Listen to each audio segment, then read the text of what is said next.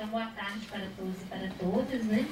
É uma satisfação a gente estar aqui hoje, inaugurando uma das primeiras atividades do primeiro colóquio em Psicologia, Religiões Afro-Brasileiras e os Sentidos da Diáspora no Atlântico Negro.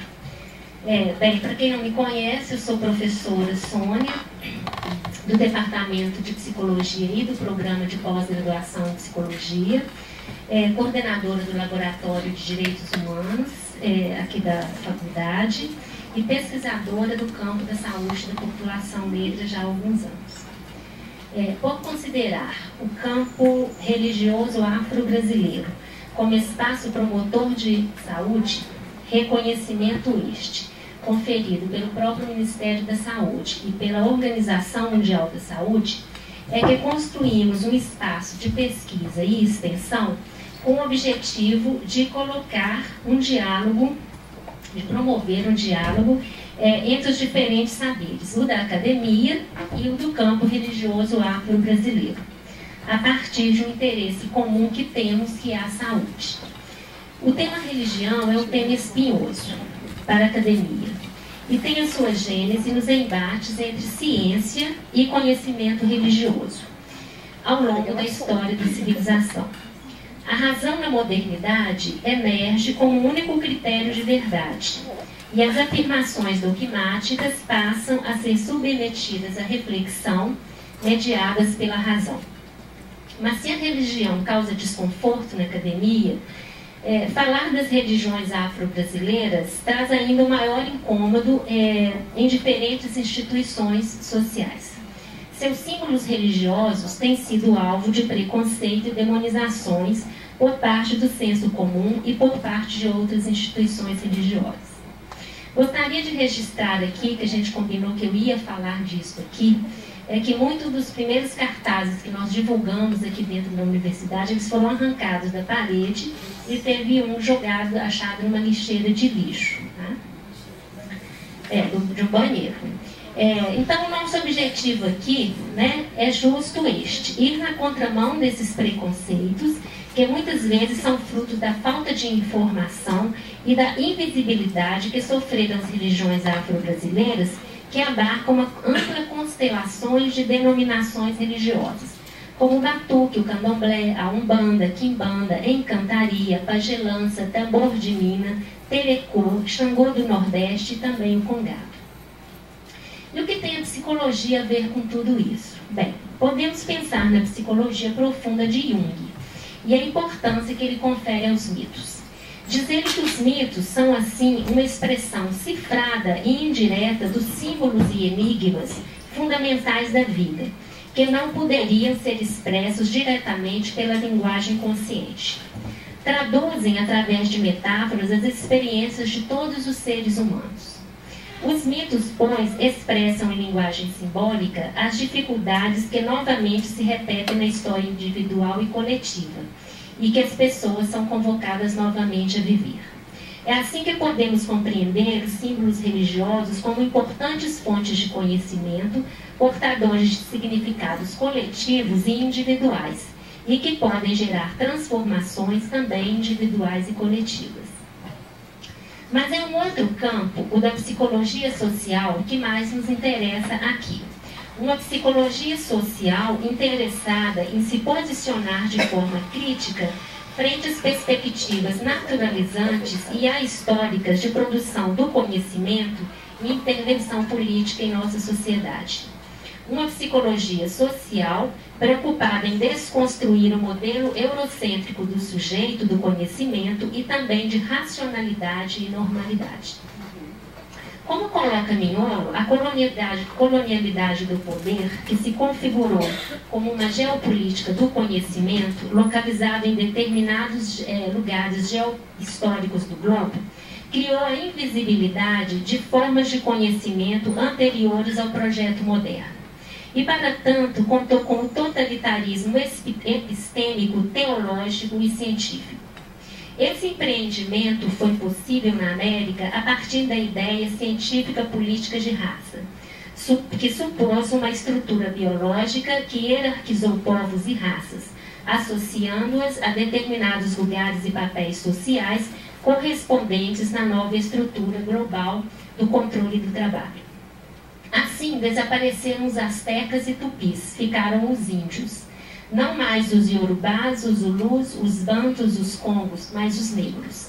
A consequência disso, como argumenta Quijano, é que todos aqueles povos foram despojados de suas próprias identidades históricas. E a nova identidade racial, colonial e negativa implicava o despojo de seu lugar na história da produção cultural da humanidade. Isso implicava que dali por diante passaram a ser o passado, ou ainda o padrão de poder baseado na colonialidade, implicava também o padrão cognitivo, uma nova perspectiva de conhecimento, dentro do qual o não europeu era o passado e, desse modo, inferior e sempre primitivo. A colonialidade do poder fez com que as novas identidades fossem subsumidas pelo projeto de construção de uma identidade nacional, e a força de tal empreendimento conseguiu silenciar sociedades que não foram e não são ouvidas na produção mundial do conhecimento. Tal silêncio é compreendido pelo autor como promovendo o epistemicídio, que desqualifica as epistemes, os conhecimentos provenientes das ancestralidades indígenas e africanas. Então, a partir dessas posições, que estamos aqui hoje para de contribuir para com a visibilidade das expressões religiosas afro-brasileiras, compreendendo-as como estreitamente ligadas ao movimento de resistência cultural ao processo histórico escravagista no Brasil, estreitamente ligado ao processo de construção das identidades nacionais e da população negra e mestiça, compreendendo-a como um movimento de resistência aos poderes hegemônicos que vem há séculos tentando desmerecer suas contribuições para com a sociedade brasileira. Nosso grupo de pesquisa se perguntou, então, qual será, então, o tema do primeiro evento? Nosso trabalho é a saúde da população negra e o diálogo com as religiões afro-brasileiras. Mas como construir um calendário de atividades? E como é que a gente vai começar tudo isso? E chegamos à conclusão que seria o início de apresentar esse campo religioso às pessoas que não o conhecem ou pouco ouviram falar dele. É assim e com satisfação que convidamos o Organ Geraldo André da Silva e o professor Adriano Bitarães para se sentarem à mesa e vamos dialogar.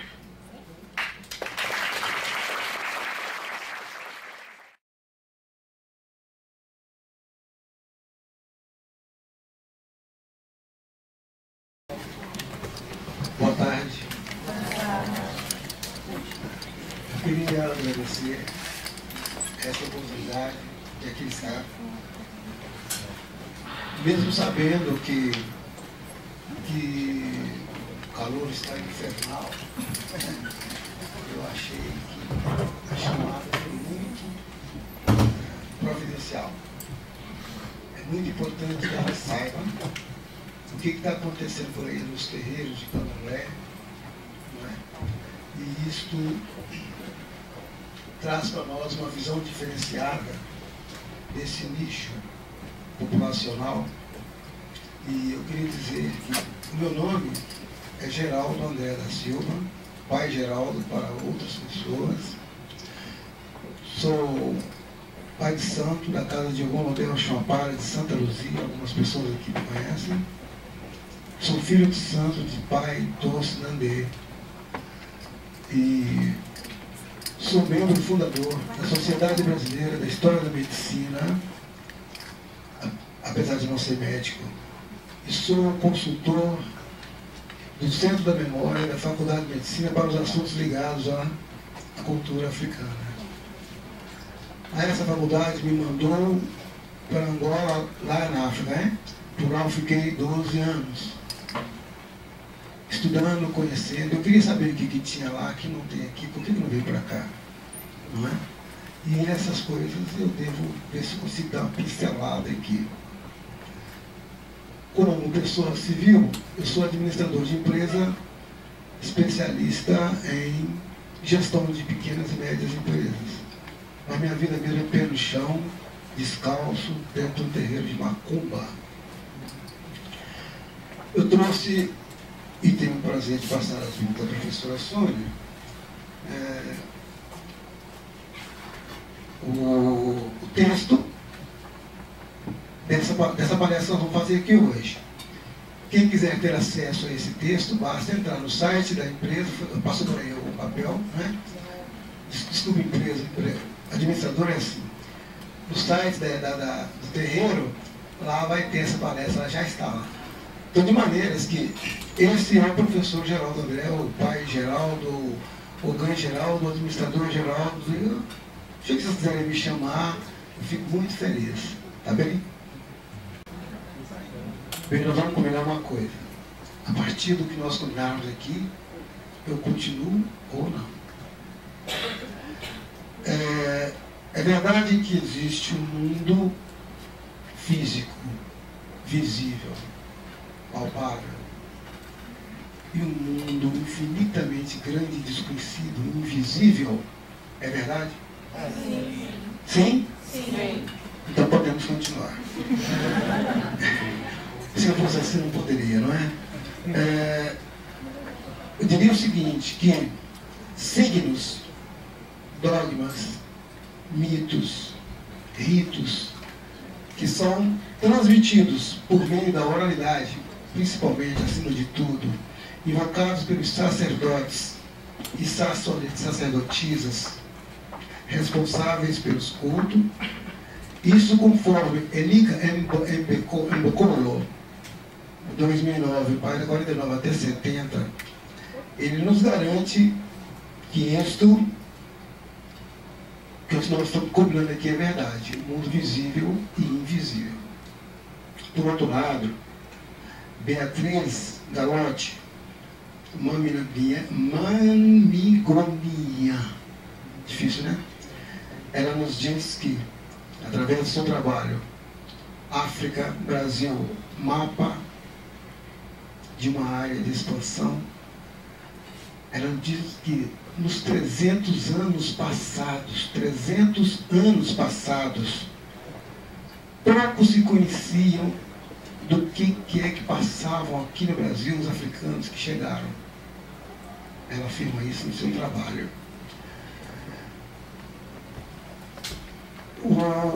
Em termos de etnia, etnonimos e etnicidade, a língua, as práticas religiosas, os costumes e até mesmo a identidade, o nome, era ignorado pelos senhores de engenho, que tiravam tudo que os africanos teriam trago de sua terra para cá.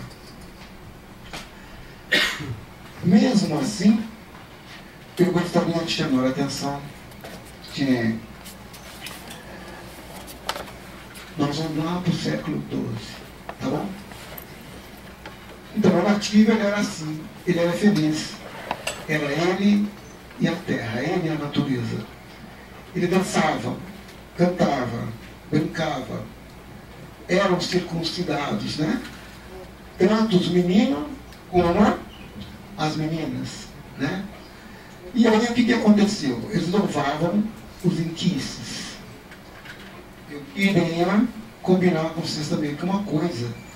O que é inquice, plural, jiquice? Olha, são deuses?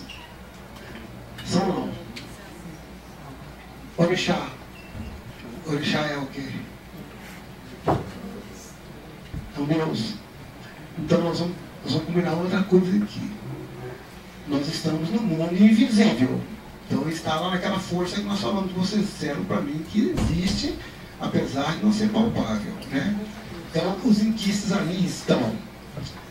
Eles são as próprias forças da natureza. Portanto, o inquice não tem perna e nem braço, não tem olho nem ouvido. Mas tem tudo isso por ser o dono e criador da natureza. Em um outro momento, nós podemos até falar dessa criação da natureza. Então, eu vou recortar um pouquinho e falar de Angola, né? E eu dizer que Zambi, o mesmo que Deus, ele criou-se a si mesmo. Zazi, o Deus da justiça. Dandalunda, a mãe de todos nós. E Lembaranganga, o pai de todos nós. Caitumba está muito ligada ao mar. E Vungi são gêmeos as crianças. O que acontece? Nesse momento, eu fui arrancado da minha casa para ir até a África, então, saber o que tinha vindo para cá, que teria que ter vindo para cá, que ficou lá. Mas nesse momento também eu participei de um curso de extensão universitária da Universidade Federal de Viçosa e acabei virando homeopata. Então, nesta época, 2002, eu defendi a minha monografia falando sobre a medicina nos terreiros, a medicina nos terreiros e a medicina acadêmica. E o título foi seriam loucos os loucos, ou loucos seriam aqueles que rotulam como tais? Essa é a pergunta que eu tive que responder dentro da minha monografia. Graças a Deus, passou. Quem quiser pode procurar essa monografia na Universidade Federal de Viçosa, está lá. Até hoje eu dou aula de homeopatia para aquela universidade. Né? Em 1991, estivemos juntos, a mãe Estela de Oxóssi, esse senhor que escreveu esse livro aqui, eu vou explicar por que eu escolhi ele, é o Frei Chico, e nós estivemos na Faculdade de Medicina, no primeiro encontro de medicina africana aqui em Minas Gerais. E era uma responsabilidade muito grande a minha, que eu iria falar sobre a axé.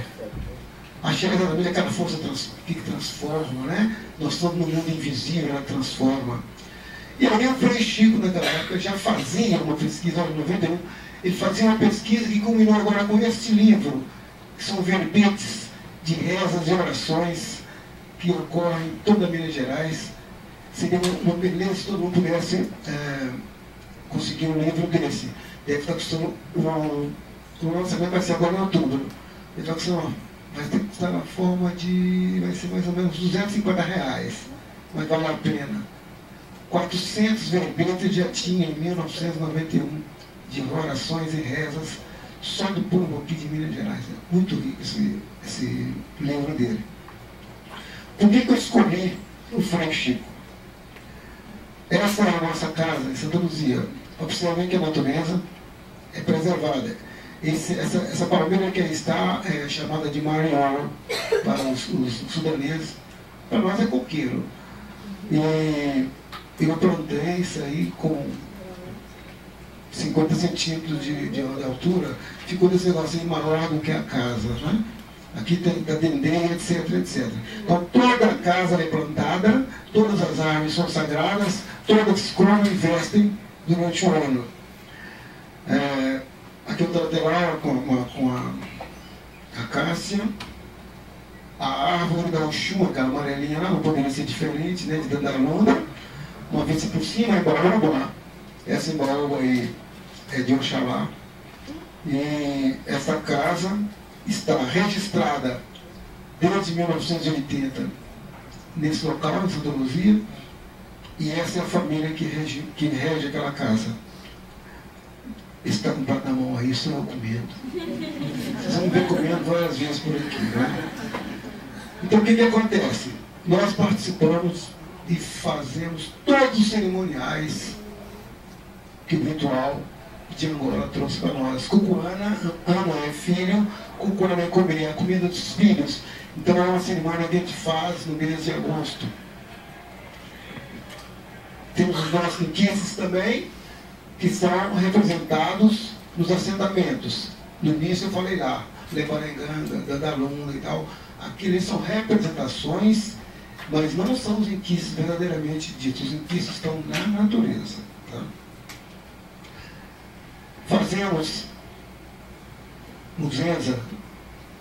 Observem que lá no fundo tem alguém lá, não tem? Pois não. Nós fazemos as nossas muzenzas quando nascem.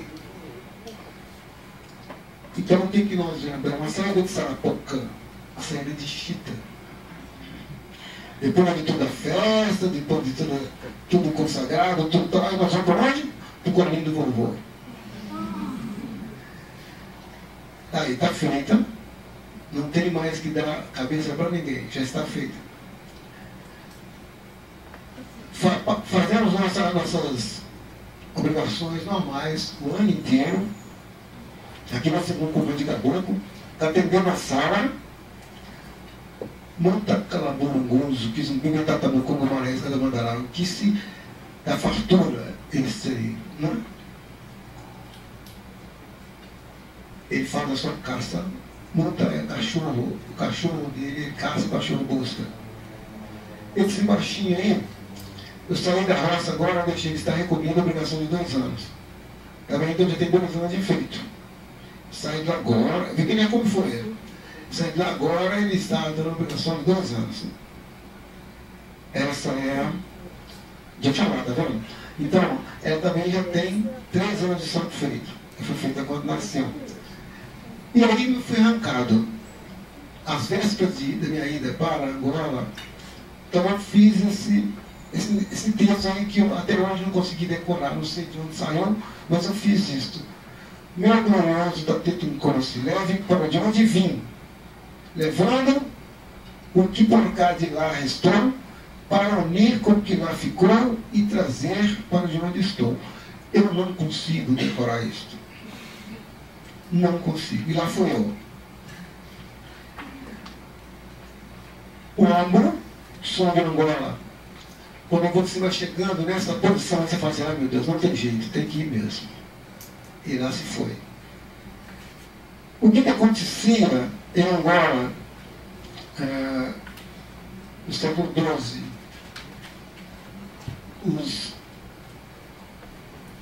Os africanos, eles eram totalmente ligados à natureza. Então, eles não conheciam o além do mar, eles só conheciam aquém do mar. Então, de repente, então para eles todo mundo era negro. O certo é tudo inteligente tem que ser negro. Daí a pouco aparece alguém de lá, branco. E eles sabiam também que se eles nadassem muito, eles morriam afogados. Então todo mundo que apareceu de lá para cá, que era branco, para eles eram mortos que estavam ressuscitando, porque falava, conversava, ouvia e tal. Quem é que estava chegando para cá? Os jesuítas, os capuchinhos, para explorar as riquezas naturais de Angola. Eles não vieram para ensinar da catequese a ninguém. Aquilo foi só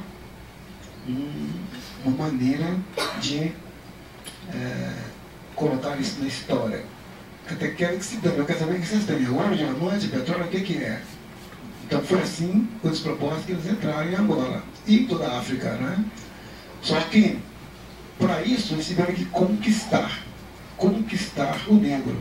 Porque eles tentaram falar a vida do negro com o olhar de fora.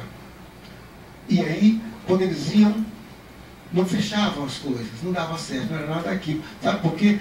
Para falar do negro, tem que viver com ele, tem que morar com ele. Eu digo negro africano, né? Tem que beber da mesma água dele, adoecer junto com ele, como eu peguei malária, tifoide, um monte de coisa lá. Então, quando você está lá dentro, aí você pode escrever sobre o negro. Fora disso é um pouco arriscado. Eu chamo a atenção para a questão das adivinhas, as metáforas. Nós não podemos tentar entender Angola se nós não conhecemos de metáfora. As palavras são todas ditas para a gente entender. Eu lembro que meu pai falava com a gente assim: atirei no que vi, matei o que não vi, tirei lasca de pau santo, sem comer. Nunca vi morto carregando vinho. O que eu falei? E a gente tinha que decifrar para ele o que ele estava falando. Meu pai era assim. Não é? Então, falava-se tudo por metáfora, tudo por entrelinhas. Para quem estava de lado, não aprender, não saber. Não é? E agora não era diferente. Bom, Deixa eu passar mais uma coisinha aqui para nós poder conversar. Então vem o Ambo. O Ambo fala Umbandu. Eles são oriundos do reino de Baiundu. O povo de Umbandu, eles são extremamente perigosos. É a grande maioria que hoje tem em Luanda. Mas eles são muito tradicionais. O pessoal do Ambo e o pessoal de Cabinda. Sem contar o pessoal de Chocoli também, que é muito tradicional. Bom, as estradinhas que a gente andava lá, muito engraçadas, né, galera? Assim, se quisesse chegar a algum lugar. Mas eu fui. André, isso é a guerra, não é? Isso é a guerra. Deixa eu desligar esse negócio aqui. Não sabia, desculpe.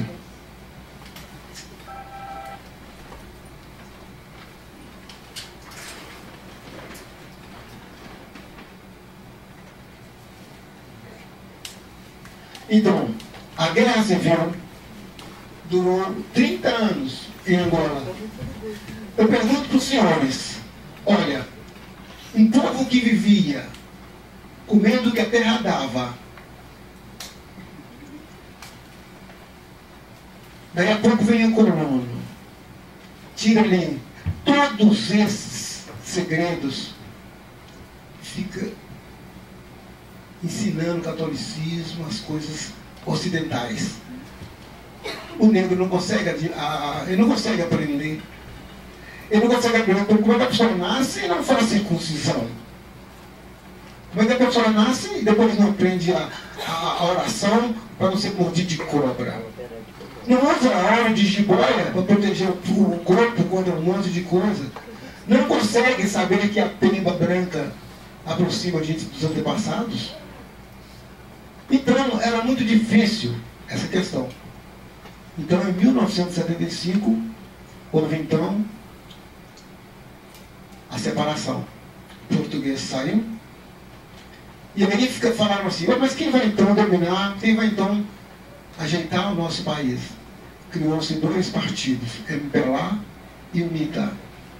E esses 2 partidos guerrearam durante 30 anos. Bem, eu cheguei na guerra lá, então diziam para mim, não é? Eu não podia andar sem escolta. Eu fui pelo governo de Angola, eu fui levado pelo André Gutierrez, pela Universidade Federal, pela Faculdade de Medicina e a UFV, não é? Mas eu fui. Rodei, fiz conferências, participei de vários cursos. E o que acontece? As casas, nossas lavras, as praias, nossos campos, haveremos de voltar. As nossas terras vermelhas do café, branca do algodão, verde dos milharais, haveremos de voltar. Aos nossos rios, nossos lagos, as montanhas, as florestas, haveremos de voltar. Isso está na Praça 1º de Maio, para todo mundo ver. É redonda, né? Depois a gente dá mais uma voltinha, tá. A frescura da mulher é uma árvore, mulembeira, dá uma sombra muito gostosa. As nossas tradições, aos ritmos, às fogueiras, haveremos de voltar. A marimba, ao Xange, ao nosso carnaval, haveremos de voltar. A bela pátria Angola, nossa terra, nossa mãe, haveremos de voltar. Haveremos de voltar a Angola libertada, Angola independente, outubro de 1960. País inteiramente, plenamente em guerra. E, enfim, chega a liberdade. Então eu ainda consegui pegar um pouquinho da guerra. Mas mesmo assim eu ia. Aqui eu estou onde? Eu estou na aldeia de Quinoa-Nassá, lá no município do Bengo,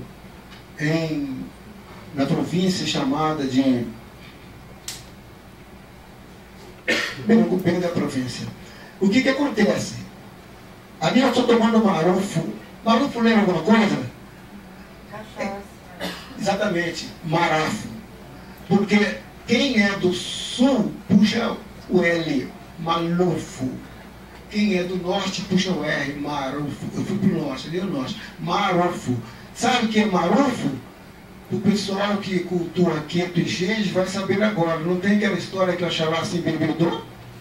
Que ele bebeu um vinho de palma, porque não quis oferecer para o Exu as oferendas que deveria oferecer. Então o Exu mandou beber água tirada de uma palmeira, ele tirou e ficou bêbado. Isso é o que nós estamos tomando ali, enquanto as senhoras lá dentro da cozinha estavam fazendo uma muamba de viado. E, quer dizer, que eu rodei de norte a sul, fui a Cabinda. Esse foi o primeiro presidente de Angola. A sua principal heroína, Ginga Bandi, é muito interessante a história dessa senhora.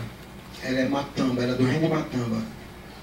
Esse é o Papaquitoco, é um dos terapeutas tradicionais de Angola, mais famoso, todo mundo tem medo dele. Eu cheguei na casa desse senhor, aqui nós estamos na faculdade de medicina de lá.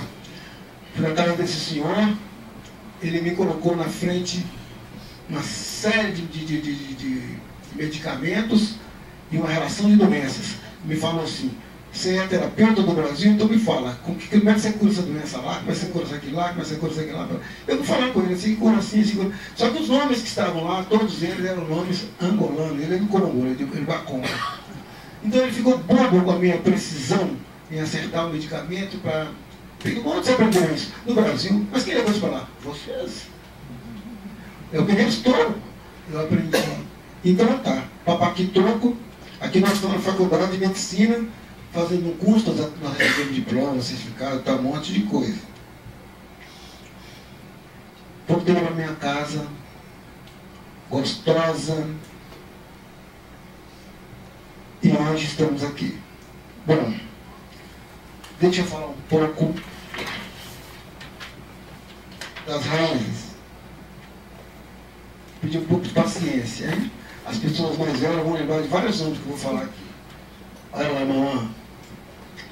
Mona Andaço, africano que recebeu o nome no Brasil de Roberto de Barros Reis, iniciou nos segredos do culto a senhora Maria Genoveva do Bonfim, nascida em 1865 e faleceu em 1945, na Bahia. Eu nem vai chegar daqui a pouco. Ela teve a Ginadi do Lembre de Anzambi, filha de Ngandi, do Nkisi de Congo. Essa senhora foi conhecida como Maria Neném. Ela fundou o terreno de Tumbensi em Baru, transferido mais tarde para o Pau-Javá, depois para Cabrito, depois para a fazenda do Retiro, depois novamente voltou a Baru, onde funciona até hoje o terreiro do finado Rufino. A senhora bem conheceu, né, mamãe?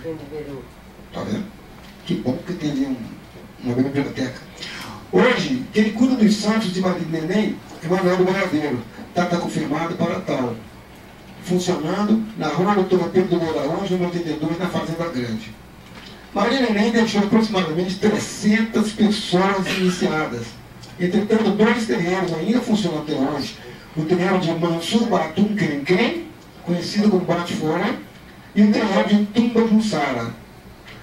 Bate-Folha foi fundado por Manuel Bernardino da Paixão em 1916, na Mata Escura de Retiro. Com a morte de Bernardino Bate-Folha, sucedeu então Antônio José da Silva, cuja origem era Bandanguama. Esse passou para Pedro, depois para João da Silva, e atualmente está sob a responsabilidade do senhor Eduardo Crispiniano de Souza. O terreiro de Tumba Jussara, quer dizer, a outra linha de Voneném, foi fundado por Manuel Rodrigues Nascimento, o Catambi. Manuel Ciríaco de Jesus, iniciados por Maria de Neném em 1910. Esta casa também mudou de local para a Rua do Campo Grande, indo para Barão. Depois para o Alto do Curupinho, 38, na Vila América. Vasco da Gama, Catambi iniciou Maria de Jesus, Mana de Nubidim, mais conhecida como... Está falando muita coisa errada, mamãe? Não, eu estou ouvindo. Acho que eu tenho mais 5 minutos. Daré de Nubidim. Com a morte de Catambi, Manuel Serículo assumiu, que também faleceu em 13 de 2 de 1965, Lubidi assumiu a liderança inteira do Grêmio em 1988, quando faleceu. Atualmente, a sucessora de Lubidi é a senhora Iraildes Maria da Cunha, conhecida com o nome de Márcio Orendim. Dessas duas raízes surgiram todos os outros terreiros de Angola do Brasil, que se tem registro. Por exemplo, o terreiro de Malembá, o terreiro de Maria Rufina ou Marinha de Brotas, de Lema, como era conhecida em Ondina, antiga Areia Preta, que passou para São Gonçalo, que passou para Teodina, Alves de Castro, que passou para Fernando Alpiniano de Melo, que funciona hoje na Rua dos Voluntários da Pátria, número 73, Lobato, suburbana. O terreiro de Unzá, Mutajerimim, tem uma frente Angelina Santana, iniciada por Doroteia, que foi iniciada por Picasso Manuel dos Reis, que passou depois para Banacor. Por volta do mês de abril de 1960, Doroteia veio falecer, ficando a cargo da Dona Angelina. Nessa época morava na Baixada da Torre de Brotas. Atualmente o terreno funciona na praia do Forte de Rodagem da Barra da Pujuca. Outro terreno importante foi de Tata Moendi, fundador, foi o senhor Constâncio da Silva de Souza, que foi sucedido pelo filho Carnal Gregório Marco Mendi, que foi sucedido por Romana França de Souza, conhecida por Rocha, que foi sucedida por Balanguê. Desse terreiro não se tem mais notícia. Sabia, entretanto, que funcionava numa pequena casa na ladeira do Caxundé. Outro terreiro que fez grandes raízes que geraram até hoje é o terreiro de Calabetã, na Nação Norte Congo, fundado por Maria Santana do Cortejo.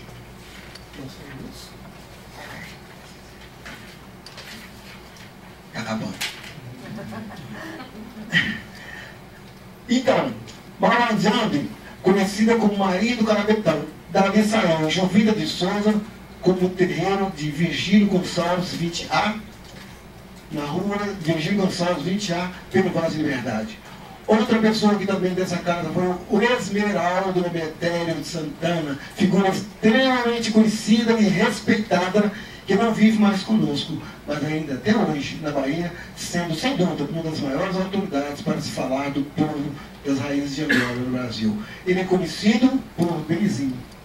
Foi presidente da Federação Baiana dos Cultos Afro-Brasileiros, fundada em 24 de 11 de 1946, funcionando hoje em Salvador, no Pelourinho, a Rua Filho de 39, primeiro andar. Assim sendo, quem que cultua a nação de Angola no Brasil, com todas as dificuldades, hoje, se não for filho de Bate-Folha, o é de Tumba Jussara.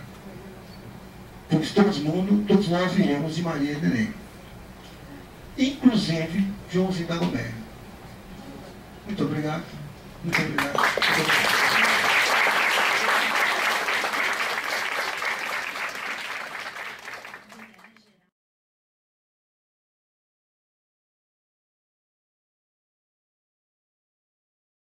A gente vai passar agora para o Adriano e ele vai se apresentar.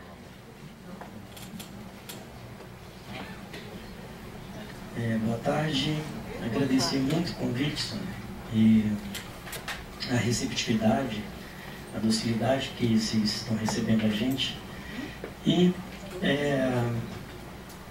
agradecer muito toda essa genealogia afro apresentada aqui do Pai Geraldo, muito grato e sempre muito honrado, né, de ficar ciente dessa genealogia, dessa origem, dessa diáspora. Bom, eu sou professor de literatura, escritor, e, de certo modo, a parte da minha escrita, da minha trajetória vinculada com a tradição afro, veio por causa de um livro meu que se chama A Era dos Erês, uma era ao culto da natureza e dos orixás. E ao longo da minha fala, de certo modo, o livro vai aparecer, trechos dele vão ser mencionados e eu vou ler algumas passagens. E já aproveitando, porque senão eu esqueço, e é o que é mais óbvio de acontecer, ali fora tem um stand da Amasa Edições. E a Amasa é uma figura muito relevante para a divulgação da tradição afro.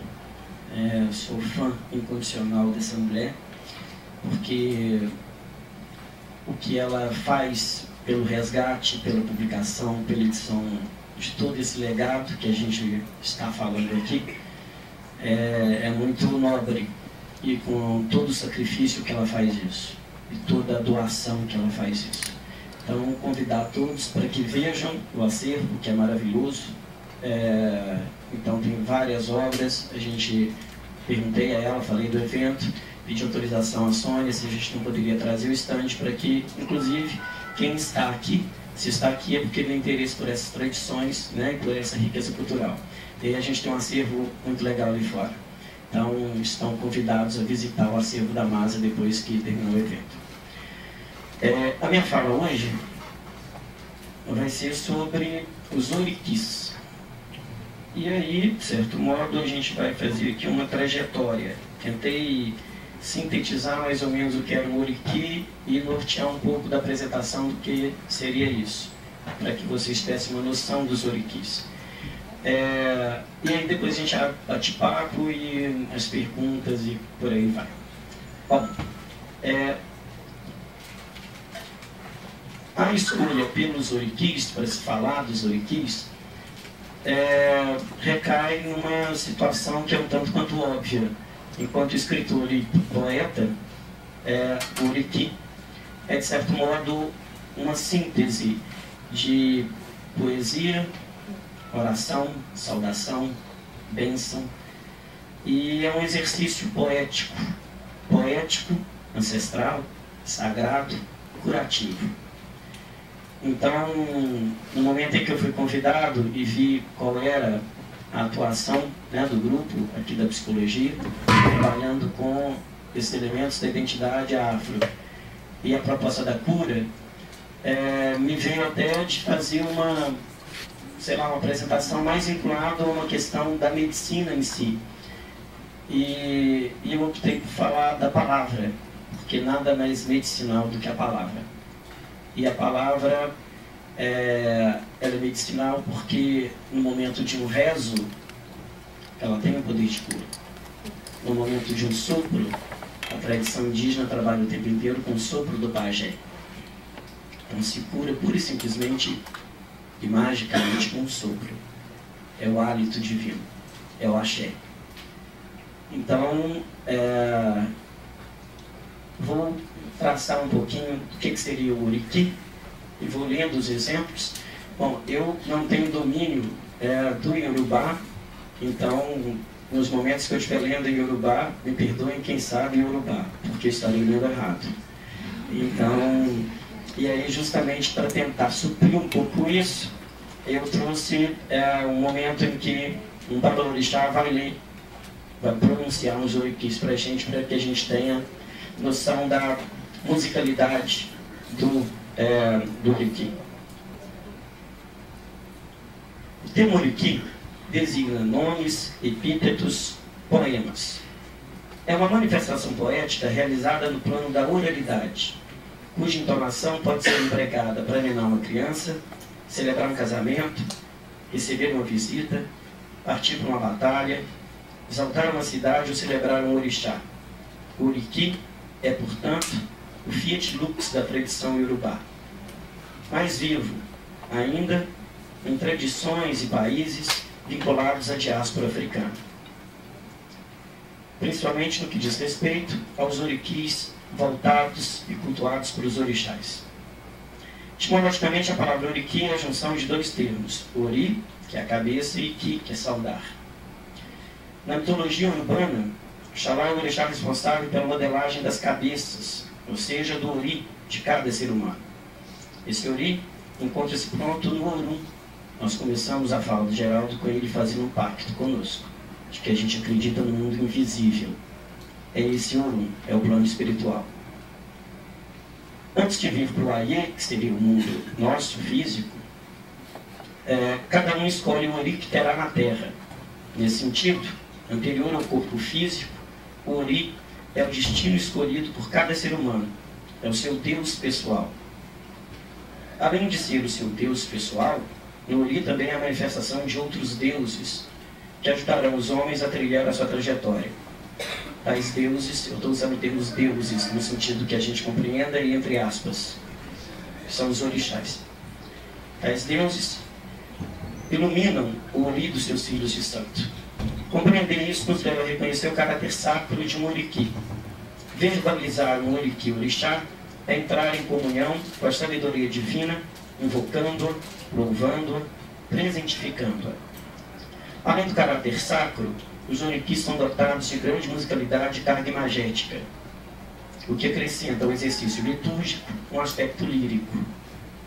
Um orixá não possui linearidade, enredo, sequência temporal lógica. É uma colagem de epítetos e imagens, uma aglutinação de cunho melódico visual. Não possui também um esquema rítmico, como a poesia ocidental, nem uma musicalidade pautada apenas pela rima, pois em orixá, graças à potência sonora da língua iorubá, há uma confluência de jogos sonoros marcados por onomatopeias, paronomásias, aliterações, assonâncias e alternâncias de tônicas e átonas. Dotado de um ritmo livre e envolvente, os orixás são pura melopeia, artimanha de encanto, música sedução, como exemplificam sínteses poéticas presentes. Vou começar a dar alguns exemplos de orixás. Adarababaibo, que é um orixá brechó. Afefé, Nlá, Tinuoile, Afefé, Nlá, Tinuoiji, Mafelu, Uauá, Ipaauia, Oriri, Arairá, que é o orixá prevenção. Obirim, Biribiri, Ayaxangô, Oiá, Uri, Uri, Abarejá, Managá. Essas construções dos orixás, elas me encantam. E me encantam pela poeticidade, pela musicalidade delas. E isso a gente vai encontrar também em outras tradições. Então é como que a língua, a linguagem e a linguagem do orixá, ela seduz o ouvido e ela sana a alma. Então é como que a estética e a medicina vão aparecer juntos. Outro aspecto do orixá é o fato de empregar imagens, metáforas contundentes e inusitadas, que dão força poética à sua existência, principalmente quando tais imagens surpreendem não só por exaltar as qualidades e os predicativos dos orixás, mas por anunciar a potência violenta e erótica deles, que surpreendem muito o receptor ocidental e eurocêntrico de formação judaico-cristã. Orixás cortantes como o de Ansan, que a caracteriza como a dona da buceta inteligente, ou de Xangô, que cria uma correspondência metonímica e erótica ao salientar: o que o pênis olha, olha a vagina. Ou de Iemanjá, que apresenta como a mãe senhora do seio que chora.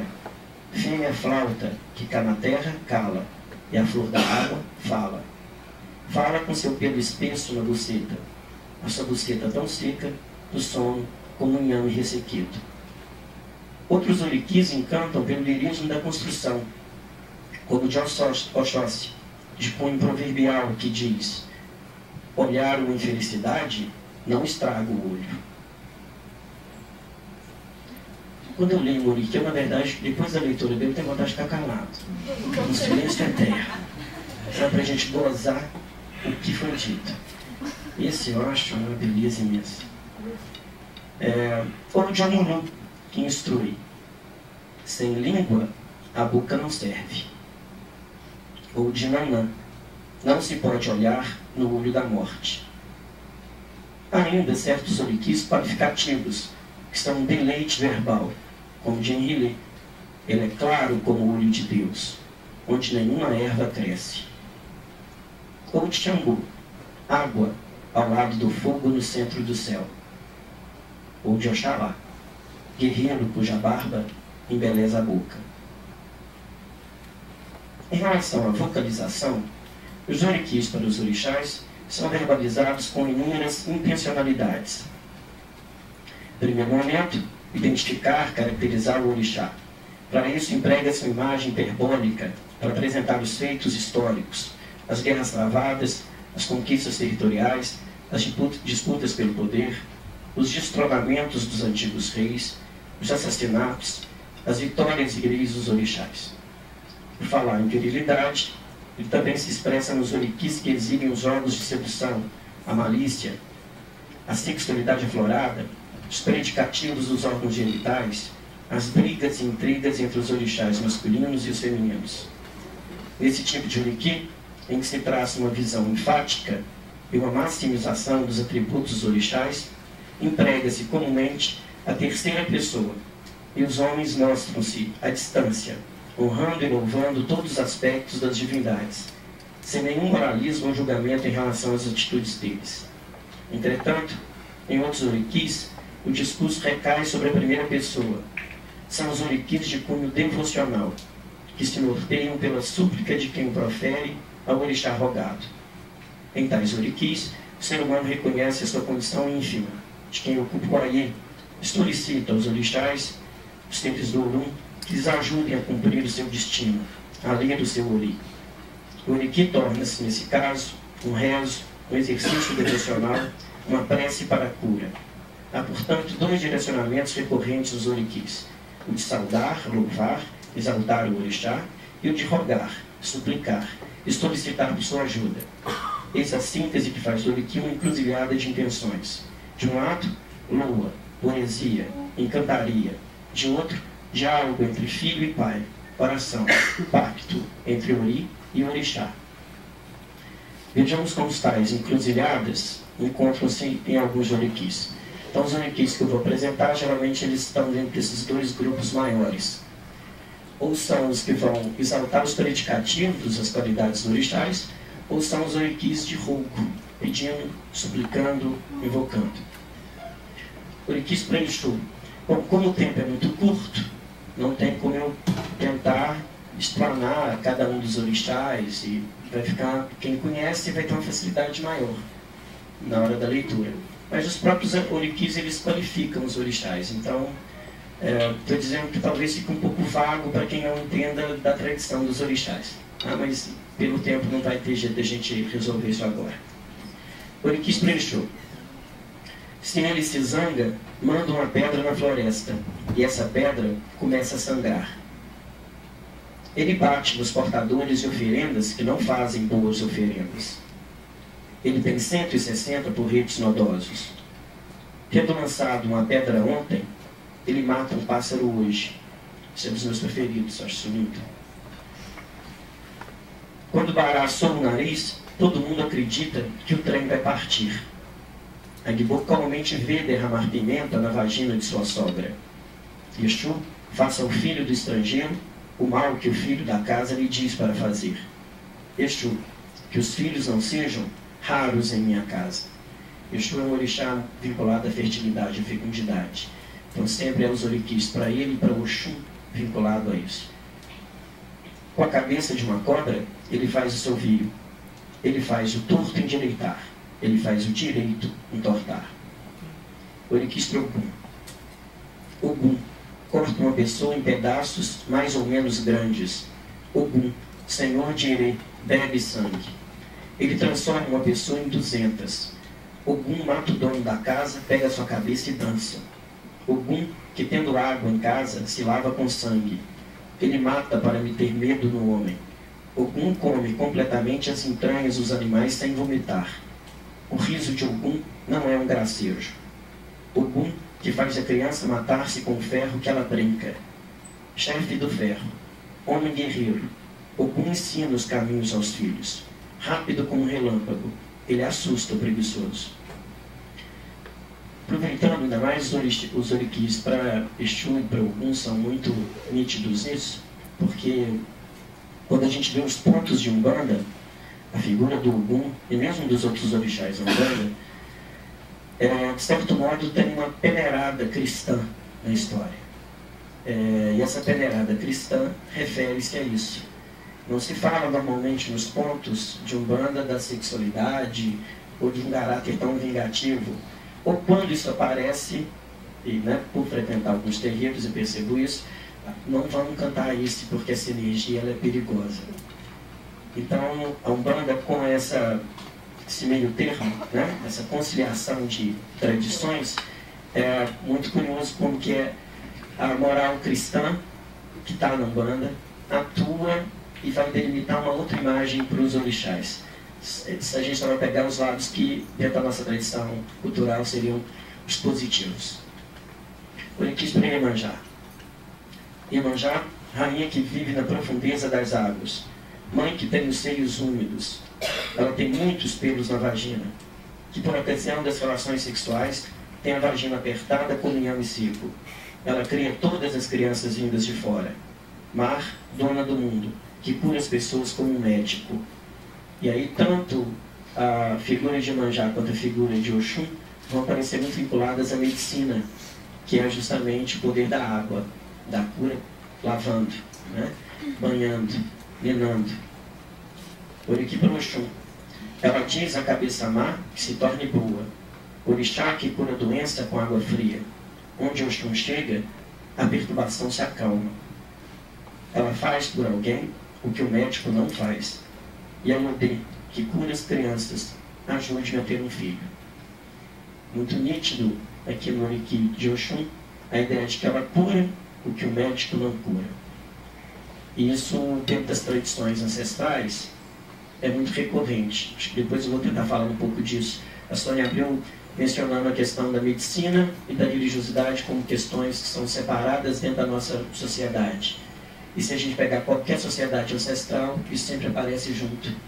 Religiosidade e medicina é uma coisa só. A figura do Babalorixá, a figura do pajé, do taita, do xamã, né, todos eles são os mentores espirituais e clínicos, os médicos da população. Então a nossa sociedade é que separou isso.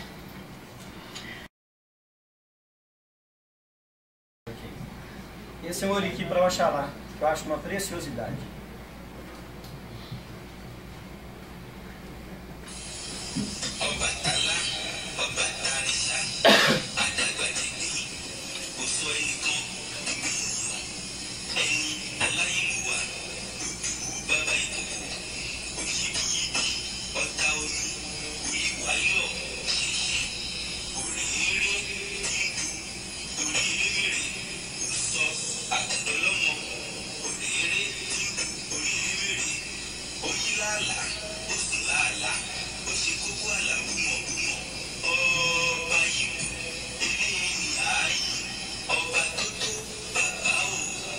Pode repetir, por favor?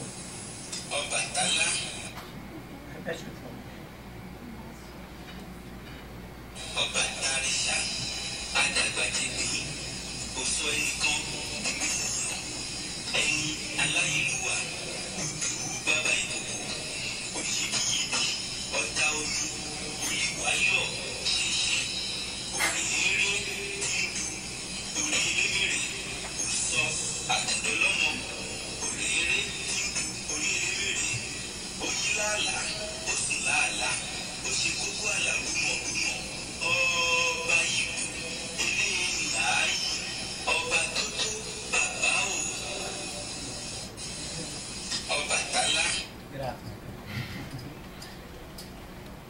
Desculpa pela peleja.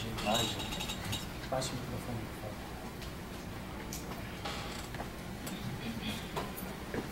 Bom, e o que a gente ouviu, o Antônio Guizelli tem um trabalho lindo chamado Oriki Orixá, e ele transcria esse Oriki da seguinte forma: Obatalá, Obatarixá, grande comedor de caracol, faz o vivo virar vários, verso e reverso do universo, olheiro de crianças, pedra no fundo da água, Oluiá e Oxenchen, cuida do Ori de quem merece, faz o estéreo fértil, cuida do Ori de quem merece, envolto no branco do branco, dorme no branco do branco, de dentro do branco rebelde, ilumina o rumo do rumo, Senhor completo, Senhor total, Pai.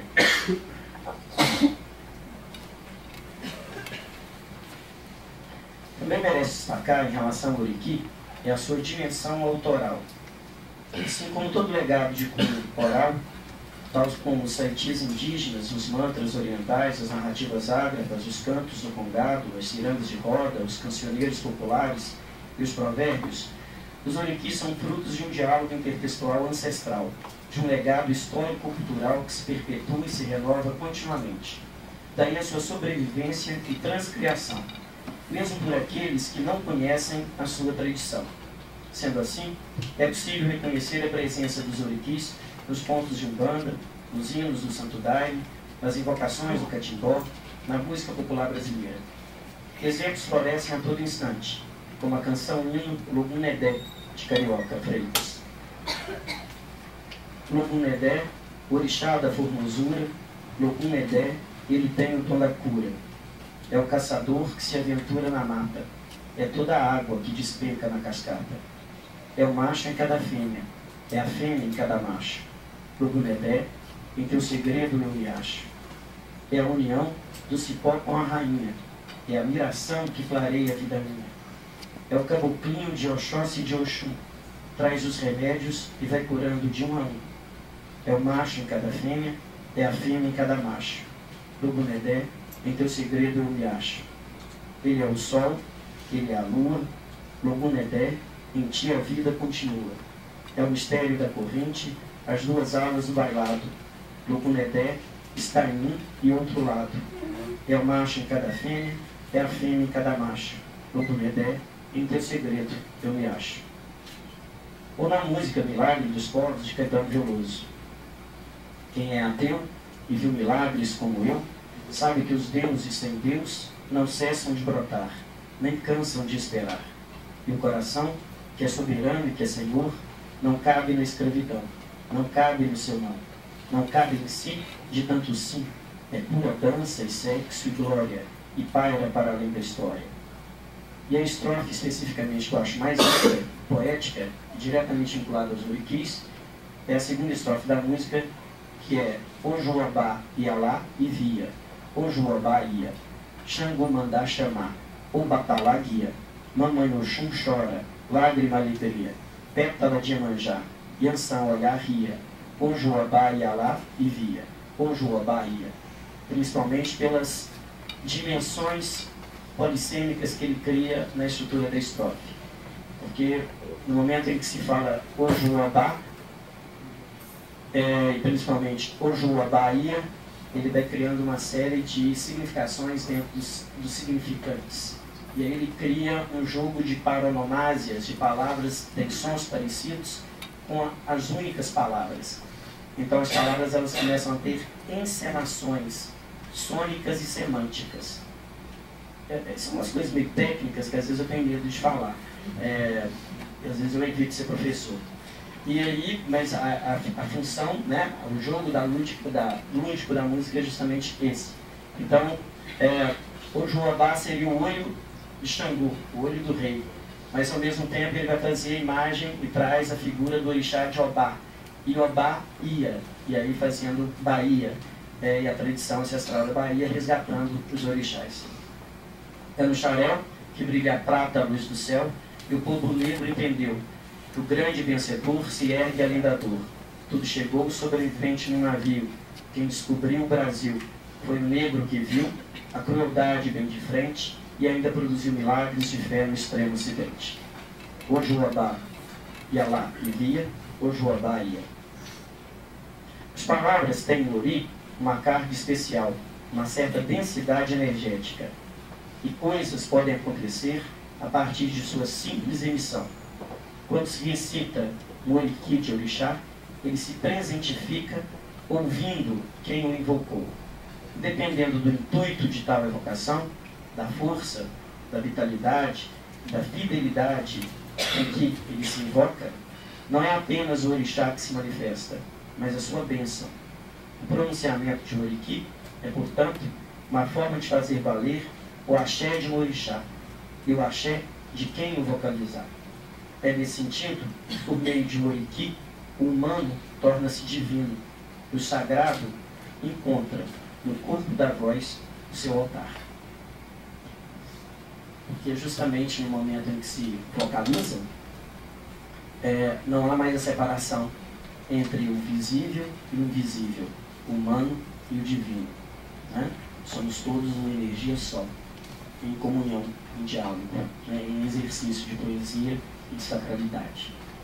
Por enquanto é só, né? Para a gente fazer ir para o bate-papo. Graças.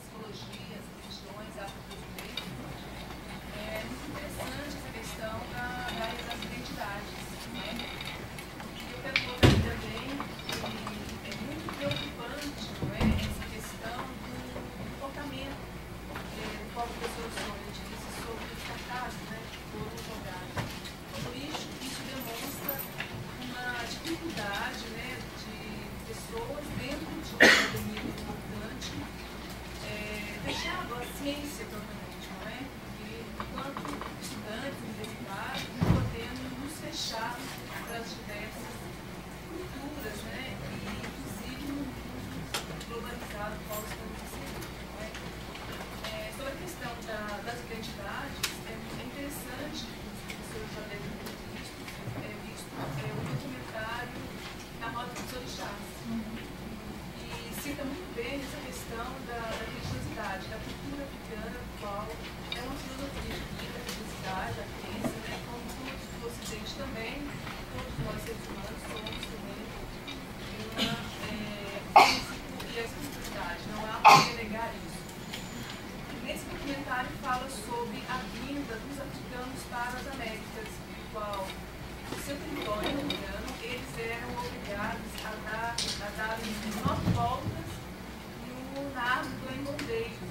Isso significava que ele tinha que deixar a sua própria identidade, esquecer a sua identidade africana. E ele estava vindo para um outro território, um outro sistema. Né? Entretanto, nenhum de nós podemos deixar a nossa identidade, na verdade. Mas com eles, esqueciam-se lá, mas a identidade deles vinham com eles para cá. Né? Inclusive a questão da religiosidade. Era uma força para eles, não é? Suportar a vida do qual eles tiveram que enfrentar aqui. Falo propriamente no Brasil, a obrigatoriedade da força do trabalho. Então, essa questão da religiosidade foi importante para eles se autossustentarem enquanto pessoas e assegurar a própria personalidade, a própria identidade. Então, é muito louvável, é muito interessante as academias, as universidades, Brasil afora, dar abertura para esse entendimento da religiosidade africana, porque ela está inserida na identidade brasileira também.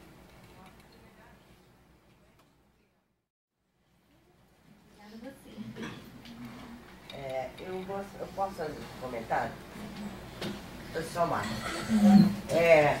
Valeu a pena, boa tarde, meu nome é Sandra, eu sou microempreendedora, eu faço porta-documentos para o Judiciário do Estado e para o Ministério Público, aquelas porta-documentos do Brasil, aquela carteira branca de juiz.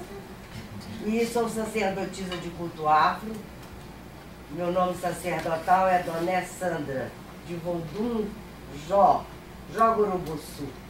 Jogurubuçu é conhecido como a serpente boa. É uma criança que cuida da colheita, da fartura da terra, a chuva fina que cai e faz a terra estar constantemente grávida a dar frutos para os alimentar. Muito bem lembrado o Atlântico Negro, excelente documentário, sim, e quem não teve ainda por condição de ver, que seja bom. É bom assistir.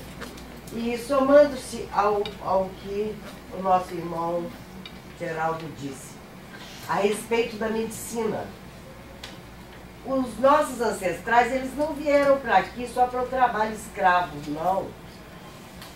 Tinha necessidade de médicos.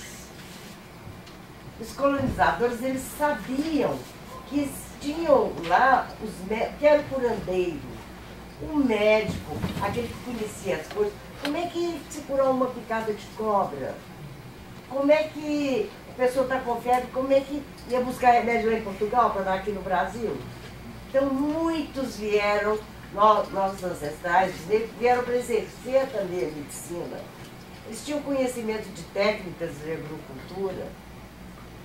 Então, somando-se a isso, vieram os outros para o trabalho braçal. Mas os primeiros médicos brasileiros foram os curandeiros, os médicos africanos. Outra coisa, a religião, ela é afro-brasileira, porque os nossos ancestrais africanos que trouxeram, mas há de se entender que é a religião do princípio da criação do planeta. Nos direitos orixás, nós começamos a partir do fogo, das lavas vulcânicas, até chegar na terra, na água, de Mãe Oxum, que é a deusa do ventre, e ela toma conta, toda mulher quando está grávida, o orixá, a Vodum, que é responsável, é Oxum, pois a criança está no líquido amniótico. água que mata a nossa sede, que banha o nosso corpo, que toma conta da gente no ventre da mãe, né, que nos envolve, nos protege. Isso é Mãe Oxum, é Jessussu, água doce. Isso na minha religião, Jejmarim. Certo?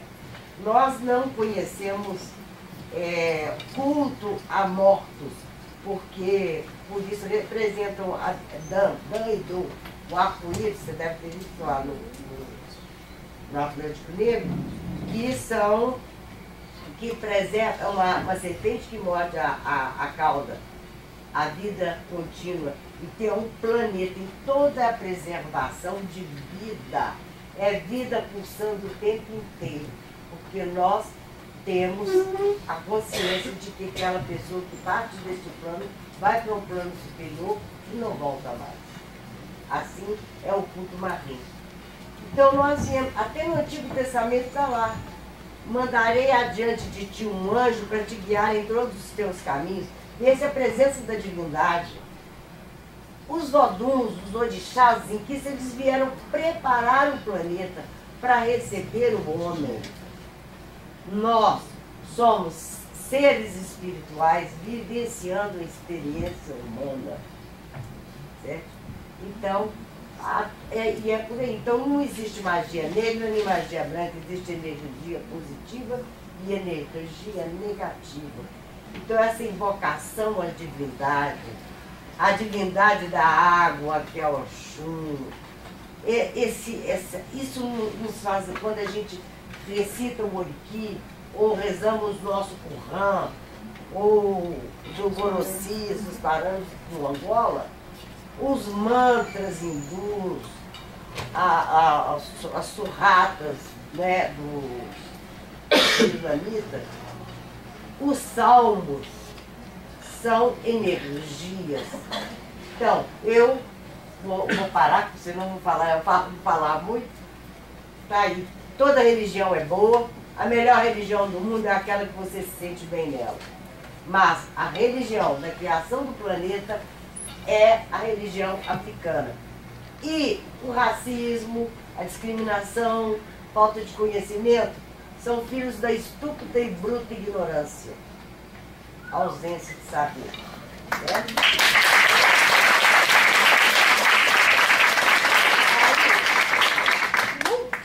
É o que eu digo, porque onde se há respeito, onde tem amor ao próximo, é bom. O que atrapalha é o ser humano, porque, infelizmente, vender fé e vaidade dá muito dinheiro. Eu não sei vender fé, não. Tá? Então, é por isso aí. Então, como eu estou dizendo a você, se você pegar Lakshmi, a deusa hindu, e ver o Oxum, é a mesma energia, a mesma divindade. Então o negro chegou no Brasil, como ele era muito reprimido por esse meio de gente, ele estava orando, fazendo o oriki dele para o Oxum. Ah, o que você está rezando aí? Eles já tinham jogado o jogo de Fá, e eles viram que Nossa Senhora da Conceição, a Virgem Maria, quando esteve na Terra, ela era filha do Oxum, ela carregava a força do Oxum. Aí eles falaram: nós estamos rezando para Nossa Senhora da Conceição. Aí veio o sincretismo. Mas não tem nada a ver religião católica com candomblé. Candomblé são energias, as forças da natureza, a força da divindade. O que é o nosso orixá? O que é o nosso Iquice? O que é o nosso vodum? Antigamente nós dizíamos vodum, nossa, que negócio, aqueles bonequinhos de pedra que fazem bruxaria, zumbi, aqueles filmes norte-americanos. Vodum é o espírito, é a inspiração, é o Espírito Santo, se fosse traduzir. E que é o meu vodum? Eu sou de Vodunjó. Vodunjó? E você? Eu sou de Logum. Ah, você poderia dizer também, meu anjo da guarda, eu sou meu arcanjo. Você dizer Logum é a mesma coisa. Então são os nossos anjos da guarda. Outro dia eu falo mais.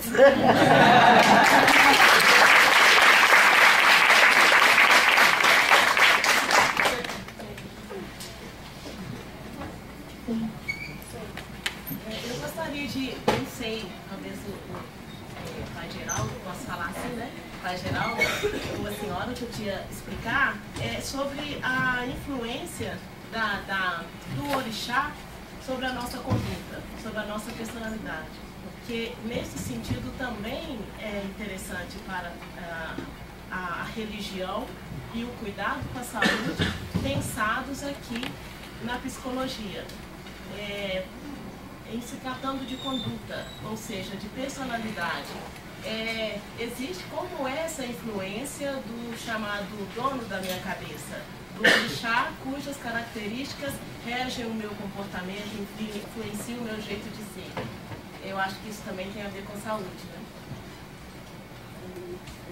Se puder falar alguma coisa sobre isso, por favor.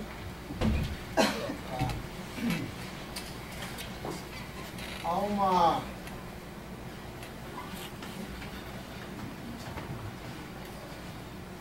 um equívoco muito grande quando se fala de orixá,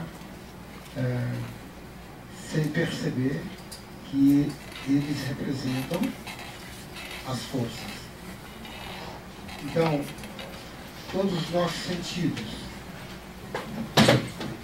tanto todas as nossas vontades, os 7 pecados capitais, todas as brilhantes da vida, né? O amor, o ódio, a paixão, a dor, a violência, a indolência, a alegria, a tristeza. Para cada palavra dessa que eu falei, existe um orixá. Está me entendendo? E os orixás, eu falo de orixá, você falou de orixá. Os orixás, eles transitam por um caminho. Esse caminho é chamado de Odum. Esse caminho é chamado de Odum. Então, se o seu orixá transita por um Odum que representa esse sentimento que você disse aqui de personalidade, então com certeza a influência desse orixá em você será a questão da personalidade, porque a personalidade que representa aquele Odum que está naquele caminho. É como eu dissesse para você, nós vamos para a cidade. Você vai pela Cristiano Machado ou pelo Antônio Carlos? Então, Antônio Carlos é um caminho, um Odum. A Cristiano Machado é um caminho, outro Odum. Se eu for pelo Antônio Carlos, eu vou encontrar a Praça da Lagoinha, até chegar na cidade. Se eu for pelo Cristiano Machado, eu vou encontrar a Feira dos Produtores, e etc. E eu vou acabar chegando na cidade também. Então, todos os caminhos levam um só, a Deus. Agora, cabe a nós saber transitar dentro do nosso caminho. Porque nós somos todos antagônicos, complementares. Nem tudo é de tudo bom, nem tudo é de tudo ruim. Então, até num ladrão, um assassino, há coisas boas. Então, se você tem uma tendência de personalidade maligna, você pode ter certeza que naquele lugar ali eu vou encontrar alguma coisa boa. Então, por exemplo, não devemos desfazer de ninguém, nem deusar ninguém. Nós temos que descobrir qual é o caminho que ela está transitando para dar um agrado para aquele Odum e a gente conseguir, então, fazer com que aquele Odum não deixe passar para aquela pessoa aquela personalidade ruim que você quer passar. Então, tem muito a ver com a psicologia, sim, não é? Porque eu tenho recebido no terreiro pessoas totalmente desgovernadas, etc. Não é questão de mediunidade, mas é questão de influência do Odum e do orixá. E aí a gente consegue... Do Egum também, né? Do Egum também, que é um espírito. Então nós vamos fazer o quê? Nós vamos afastar daquela pessoa aquela coisa maligna e deixar ela somente no caminho do bem. Não é? Isso nós fazemos dentro do terreno todo dia. E é por isso que nós estamos aqui. A psicologia, a gente tem um pouquinho de academia, sabe que ela anda bem paralela com o candomblé. Tá bem?